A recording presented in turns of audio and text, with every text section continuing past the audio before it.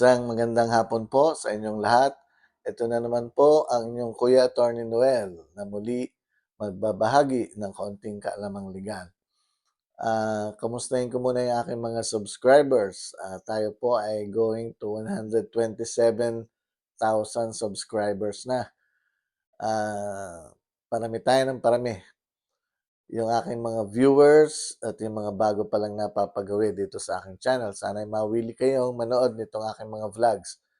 May mga matututunan po kayo rito tungkol sa basta transaksyon sa lupa. Opo, kung nagustuhan nyo itong aking maging vlog ngayon, ay paki-like ninyo, paki-share, yung mga bago pa lang napapagawi ay baka po pwede kayo mag-subscribe dito sa aking channel. Okay, so ngayon meron tayong panibagong topic. Ito ay parang follow-up ng aking nakaraang vlog. Ito naman ay tungkol sa kung ready ka nang bumili ng lupa, ito ang magiging guide mo. Okay. So, iba't iba ang sitwasyon kasi po sa sa pagbili ng lupa.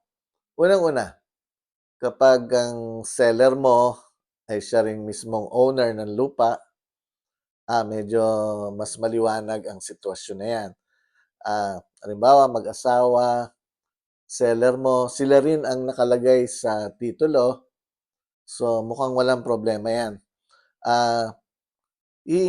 Siyempre pag-uusapan niyo kung magkano ang bentahan at ikaw naman siyempre makikita mo dapat directly yung lupa na bibilhin mo.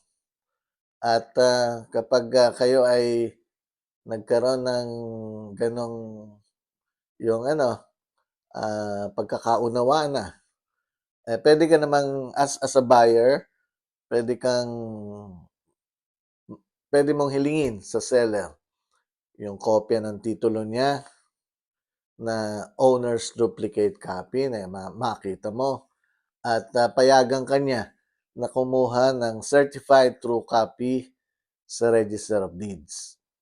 Kasi pag nakakuha ka ng certified true copy sa Register of Deeds, makikita mo doon kung malinis ang titulo. Ibig sabihin, walang nakatatak na sanlaan, walang adverse claim, walang kaso ang lupa.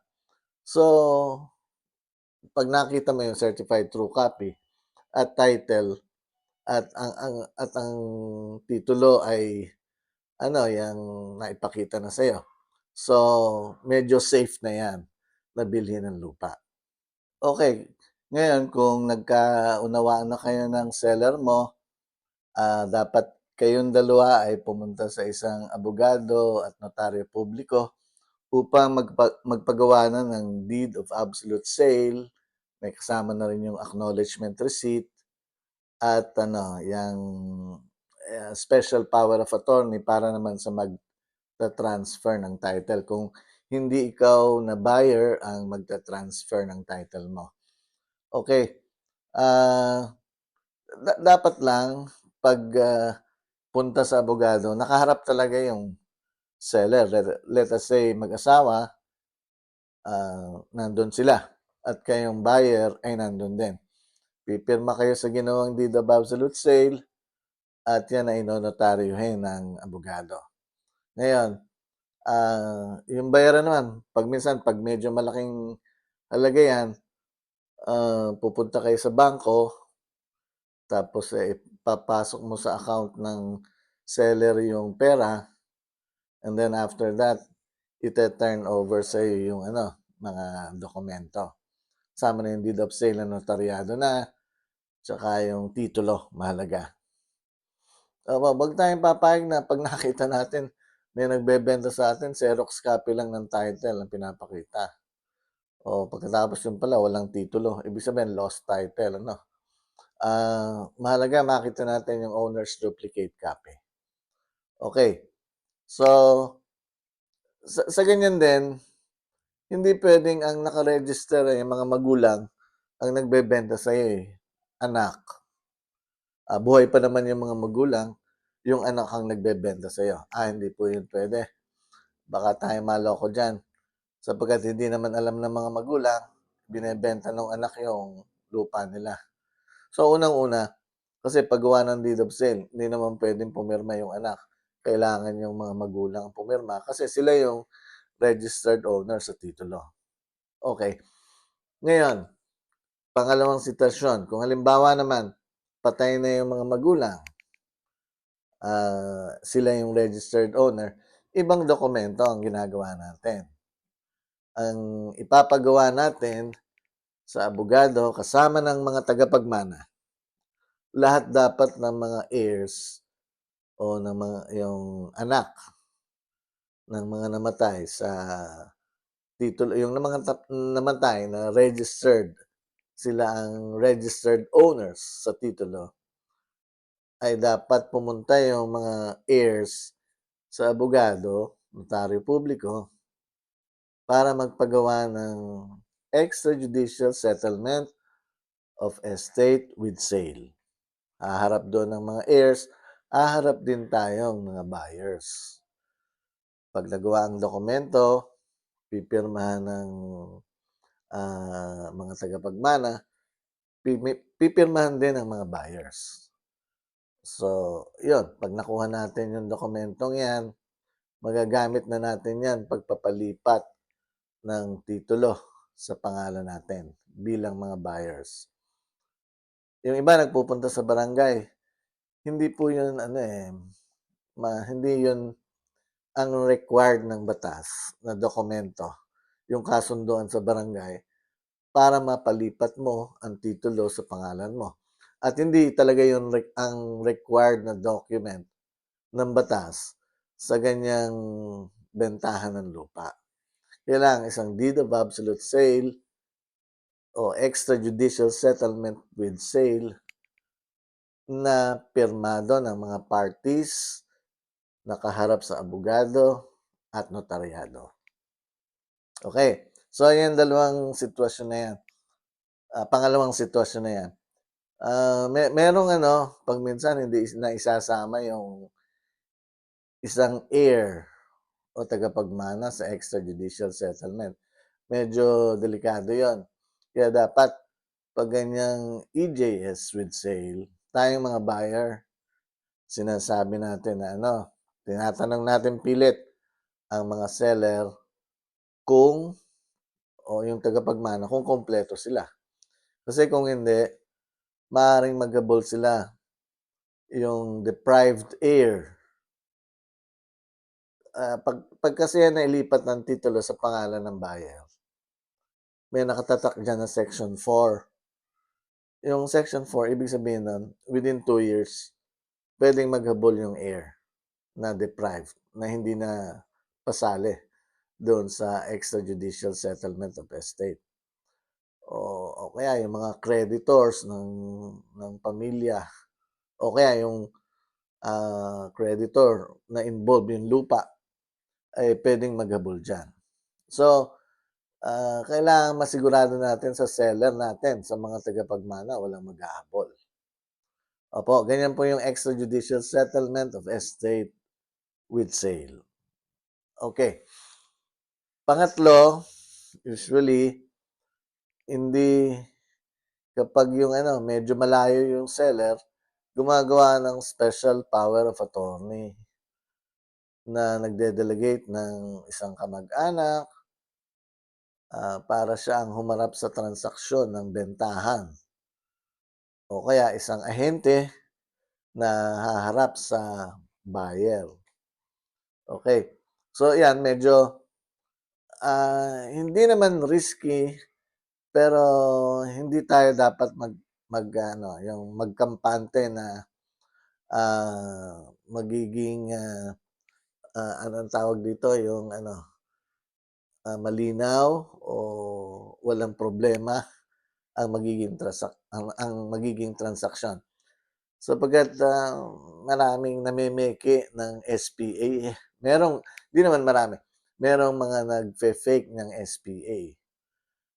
Kunwari, may SPA na yung lupang yon ay ibinebenta, may titulo sa pangalan ng iba, nakapirma, yung pala forged yung signature. ginaya o kaya falsified siya, falsified through forgery ano. Ah, so problema natin 'yon. Anong dapat gawin natin diyan kapag may SPA? Dapat makausap rin natin yung seller na talagang ibinebenta niya yung lupa through his authorized representative o ang tawag natin sa SPA, attorney in fact. 'Yan dapat, nakakausap man lang natin yung seller.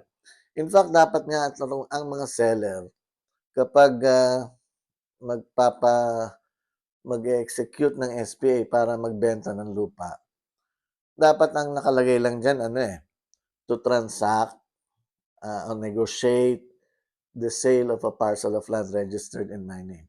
Pero sana, 'wag pumayag yung mga seller na ilagay na rin dun na to accept payment, to receive the proceeds of the sale. Sapagkat, biro mo ikaw na buyer, doon mo lang sa authorized representative ibibigay ang bayad. Hindi mo alam kung talagang makakarating ito sa seller. So, dapat sana kapag, nagkaroon ng transaksyon sa lupa na ganyan at through SPA, pagbayaran na kahit naka-SPA doon sa seller ng bayad.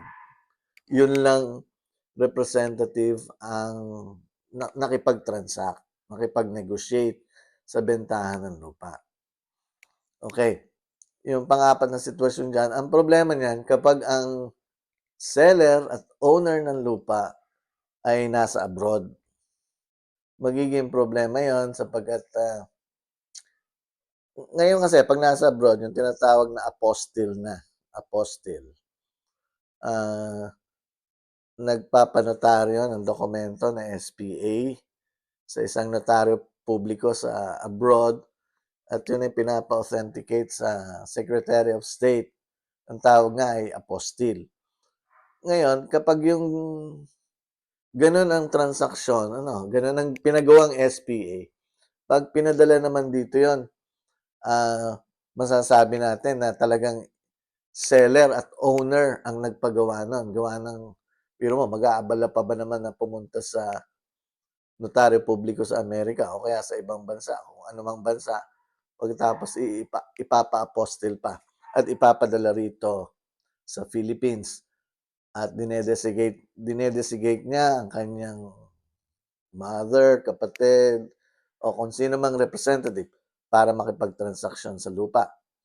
Okay, kung ganyan, wala namang problema do'n lalo na yung nasa abroad sapagkat na-o-authenticate ng maigi at hindi naman gagawa ng gano'n kung hindi niya talaga ibinebenta yung lupa. So ngayon, 'pag nakipag-transact kayo sa isang naka-SPA, pupunta rin kayo sa abogado at notaryo publiko. Igagawa kayo ng deed of sale and other documents. Sa deed of sale, ilalagay naman do'n ng halimbawa, Juan de la Cruz, dahil naka-SPA, represented by kung sino yung delegate, kung sino yung attorney in fact, yun ang pipirma sa deed of absolute sale at sa anumang dokumento. At dahil nga nasa abroad ang seller at owner niyan, ang mangyayari, siya na rin yung magre-receive ng proceeds of the sale, yung payment. Okay, so yan. Yan yung mga sitwasyon na dapat nating maging guide sa pagbili ng lupa. Sa mga ano naman, yung installment, sa mga developer, 'pag tayo inaalok na dapat, 'pag inaalok tayo ng mga ahente, nagbebenta ng lupa sa subdivision, dapat meron silang ano, tinatawag na SPA din, Special Power of Attorney.